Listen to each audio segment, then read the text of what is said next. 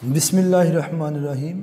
आज हम पढ़ेंगे जी measurement of elevation of boiling point. जैसा कि आपने पिछले लेक्चर में पढ़ा था कि एलिवेशन ऑफ बॉइलिंग पॉइंट क्या चीज़ है, लेकिन इसमें हम पढ़ेंगे कि वो मेजर कैसे करना है, उसको फाइंड कैसे करना है, कितना टेम्परेचर इंक्रीज़ हुआ है किसी सल्यूट के ऐड होने से। चलें जी, सबसे पहले हमारे पास है जी डायग्राम। पहले आप देखें, इस डायग्राम के अंदर ही सारा कुछ लिखा हुआ है। आपके पास इंस्ट्रूमेंट या ऑपरेटर्स के नाम से आप एक हेडिंग बना सकते हैं। इसमें उस ऑपरेटर्स के अंदर आप सबसे पहले लिखेंगे जी आउटर ट्यूब। आउटर ट्यूब क्या है? वो बड़ी सी ट्यूब आपको नज़र आ रही है डायग्राम में, वो देख सकते हैं।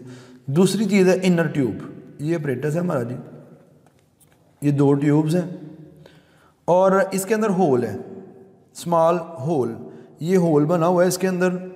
ये क्या करेगा? ये होल है हैविंग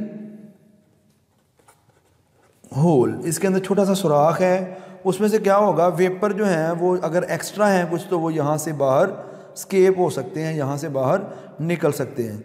अब जिस सॉल्वेंट का आपने बॉइलिंग पॉइंट चेक करना है, वो सॉल्वेंट आपने इनर ट्यूब के अंदर यहाँ तक फिल कर देना है। ये यहाँ तक निशान मैंने लगा दिए, यहाँ तक आप फिल कर देंगे इसको। जब आप इसके अंदर यहाँ तक फिल करेंगे, सॉरी इसका लेवल थोड़ा सा हाई करना पड़ेगा, यहाँ तक फिल करना पड़ेगा। ये सारा सॉल्वेंट है, ये सारा क्या है? सॉल्वेंट है। इस यहाँ तक आपने फिल करना है, ताकि इसमें थर्मामीटर एक लगाया हुआ है आपने, बैकमैन थर्मामीटर लगाना है, क्योंकि वो थोड़े से थोड़ा टेम्परेचर मेजर कर सकता है, 0.01 केल्विन। एक साइड में आपने सॉल्वेंट ट्यूब लगाई हुई है, ये सॉल्वेंट ट्यूब है, सॉल्वेंट की ट्यूब है, शीशे की ट्यूब होती है। इससे आपने क्या करना है, एक यही सेम सॉल्वेंट आपने लैदा एक और बीकर में भी लेना है, उसको हीट करके उस सॉल्वेंट के वेपर बनाने हैं। उन वेपर को इस सॉल्वेंट ट्यूब के रास्ते से, इस सॉल्वेंट ट्यूब की मदद से, रोज़ हेड होता है, छोटा सा एक फूल की तरह होता है और उसमें सुराख होते हैं। उस सुराखों में से ये वेपर आपने इस सॉल्वेंट के अंदर इंटर करने हैं और इस सॉल्वेंट की मदद से ही ये सॉल्वेंट हीट होके आते हैं। इसके वेपर जब हीट अप होंगे तो इस सॉल्वेंट को भी ये गर्म करेंगे और उसकी वजह से ये बॉयल करना शुरू कर देगा। जब इसका बॉइलिंग पॉइंट आएगा तो वो टेम्परेचर भी साथ फाइंड कर लिया जाएगा। ये आपके पास डायग्राम है, दोबारा सुन लें। आउटर ट्यूब है, इनर ट्यूब है। इनर ट्यूब को ग्रेजुएटेड ट्यूब भी कहते हैं, क्योंकि इसके ऊपर निशान लगे होते हैं, इतने मिलीमीटर, इतने सेंटीमीटर, इतना लेवल लिखा होता है, तो इसे ग्रेजुएटेड ट्यूब भी कहते हैं। इसके अंदर होल होना चाहिए। और आउटर ट्यूब के इनर ट्यूब, और उसके बाद रोज़ हेड होगा एक। उसके बाद आपके पास थर्मोमीटर चीज़ है, ये आपने ऑपरेटर्स लिखना है जी, थर्मोमीटर भी लिख लिया। इसके बाद आपके पास सॉल्वेंट ट्यूब होनी चाहिए, जो कि बाहर वाली साइड से वेपर लेके तो इस सॉल्वेंट के अंदर इंटर करेगी, वो सॉल्वेंट ट्यूब आपके पास होनी चाहिए। तो ये ऑपरेटर्स है जी। उसके बाद आपके पास रोज़ हेड लगा होना चाहिए। ये कुछ ऑपरेटर्स की हेडिंग मैंने बनाई है, वो आप याद करिएगा अच्छे तरीके से।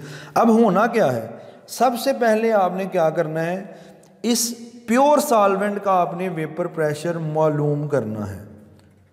प्योर सॉल्वेंट का वेपर प्रेशर आप जब फाइंड करेंगे तो, sorry temperature, pure solvent boiling point, इसका बॉइलिंग पॉइंट जो होगा बच्चे वो T1 रखा जाएगा। इसके बाद थोड़ी देर के बाद आपने ये सॉल्वेंट की सप्लाई रोक देनी है, यानी कि ये ट्यूब, सॉल्वेंट ट्यूब बाहर निकाल लेनी है। इस सॉल्वेंट को ठंडा होने देना है। जब ये ठंडा हो जाएगा फिर इसके अंदर कुछ सल्यूट के पार्टिकल ऐड करने हैं। यहाँ से ऐड कर सकते हैं आप सल्यूट पार्टिकल, जारी बात है, सोल्यूशन तो बनाना है ना, तो सल्यूट पार्टिकल ऐड करेंगे। फिर दोबारा सॉल्वेंट ट्यूब लगाएंगे, फिर दोबारा उसको हीट करके उसके वेपर बना के इसके अंदर इंटर करवाएंगे, दोबारा इसको बॉयल करेंगे।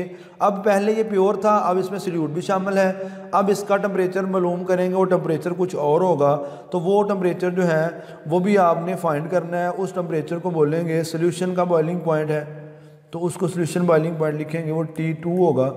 तो डेफिनेटली ये बॉइलिंग पॉइंट ज़्यादा होगा, ये बॉइलिंग पॉइंट लो होगा।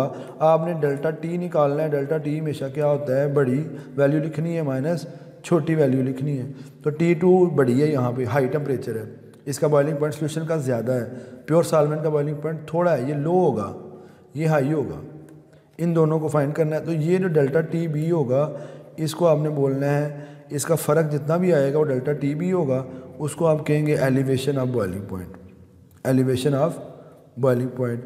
अब जैसा कि आपने इक्वेशन ऑलरेडी पढ़ी हुई है, उस इक्वेशन के अंदर ये वैल्यू आपने पुट करनी है और हमारे पास ये इक्वेशन ऑलरेडी हमने डिस्कस की है। मोलर मास निकाल लेना है।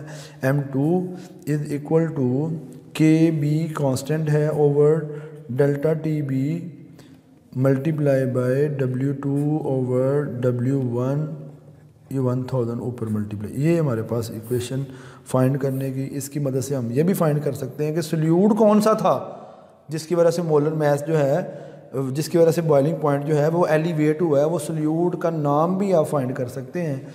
ये मेथड है जी। इस मेथड से आप measurement of elevation of boiling point करेंगे। इस मेथड को बोलते हैं लैंडबर्गर मेथड। इसको अच्छे तरीके से मेमोराइज़ कीजिएगा और डायग्राम भी ध्यान से बनाइएगा।